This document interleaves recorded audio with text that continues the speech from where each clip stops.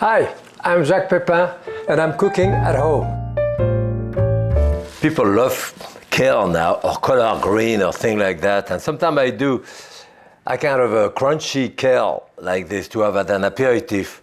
And I have half a pound of kale here, which is about, so I put 2 tablespoons of oil.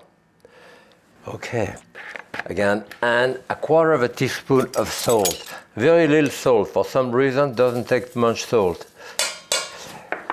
And I do that with sometimes collard green and so forth, but anyway, just mix it so that it's a little bit oiled all over the place, like this. And you want to cook that at low temperature. Yeah, now it's nice and oily.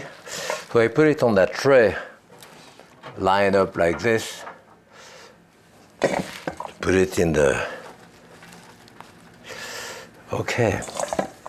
And that's all there is to it. And it's a great something to munch on when you serve drink and all that's a bit different.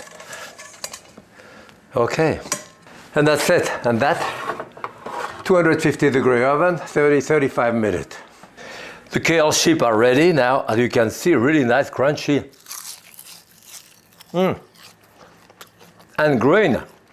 If your temperature is too high in your oven, it's going to start getting brown and it's bitter. So low temperature like that, 35 minutes. Kale chip. Happy cooking.